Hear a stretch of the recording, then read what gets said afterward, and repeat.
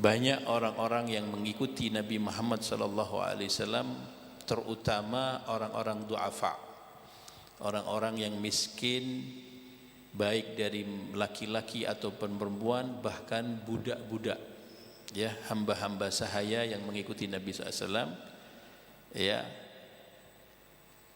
sebagaimana yang telah disampaikan oleh Abu Sufyan ketika dia berjumpa dengan Herakl di Syria. Abu Sufyan ditanya oleh Heraklius,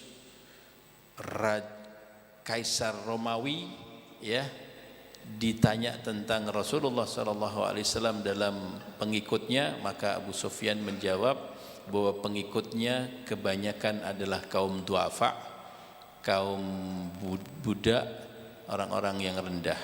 Ada juga orang-orang yang mulia dari dakwahnya Rasulullah SAW menjadi pengikut beliau, seperti Sayyidina Abu Bakar Siddiq radhiyallahu ta'ala anhu. Awal beliau sebagai pengikut Nabi, tetapi jarang terjadi yang seperti itu. Dan ulama sepakat bahwa yang pertama kali masuk Islam adalah istri beliau Khadijatul Kubra, kemudian Sayyidina Ali bin Abi Thalib, kemudian Sayyidina Zaid bin Harithah, kemudian Sayyidina Abu Bakar Siddiq. Inilah urutan yang sebenarnya, ya. Begitu beliau menerima wahyu, maka beliau pulang ke rumah menyampaikan wahyu tersebut kepada Sayyidatina Khadijatul Kubra, istri beliau, dan Sayyidatina Khadijatul Kubra langsung beriman dengan Rasulullah. Maka beliaulah manusia yang pertama kali menjadi seorang muslimah di dalam alam semesta, ya.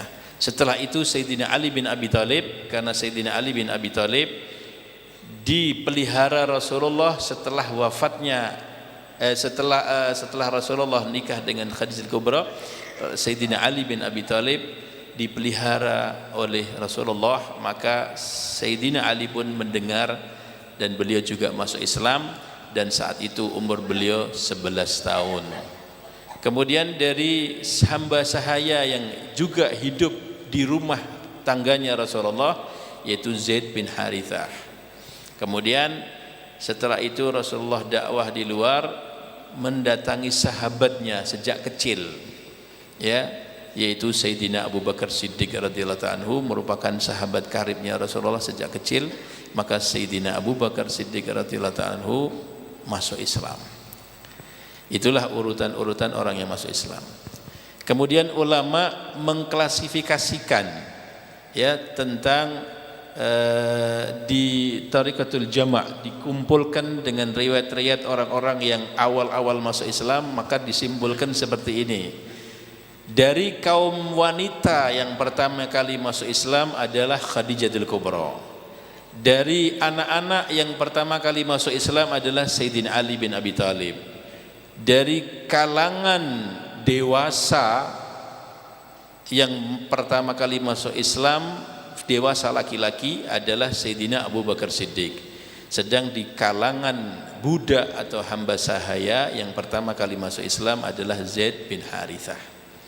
Tetapi tadi digarisbawahi oleh Habib Umar, urutan-urutan di dalam masuk Islam yang sebenarnya adalah Sayyidatina Khadijatul Kubra, kemudian Sayyidina Ali bin Abi Thalib, kemudian Sayyidina Zaid bin Harithah, kemudian Sayyidina Abu Bakar Siddiq radhiyallahu ta'ala anhum.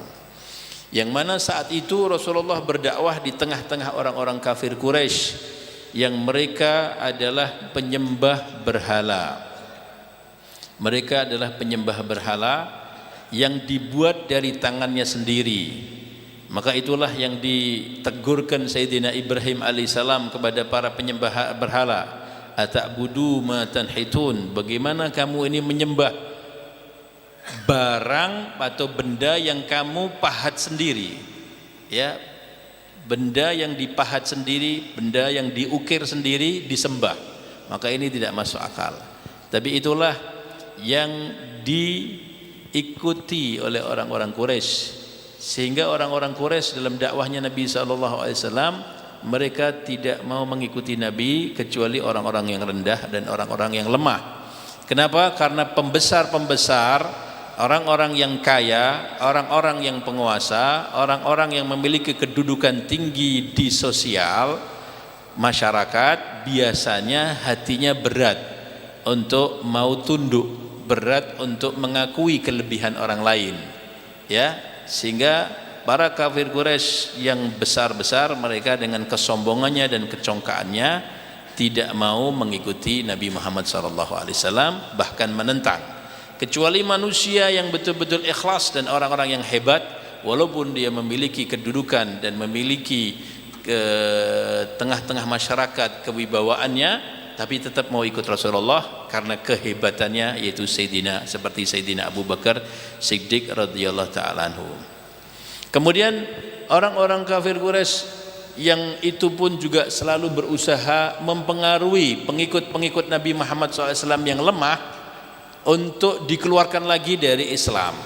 Tetapi tantangan-tantangan dan cobaan-cobaan yang begitu besar, yang begitu berat, yang dihadapi oleh Rasulullah dan sahabat-sahabat yang lemah yang masuk Islam, digoncangkan, diintimidasi, diganggu, bahkan disiksa untuk dikeluarkan mereka dari Islam, tapi tidak ada satupun dari pengikut Rasulullah murtad, ya. Bahkan terus berkembang, dan semakin mantap, semakin mantap. Begitulah pengikut Nabi SAW.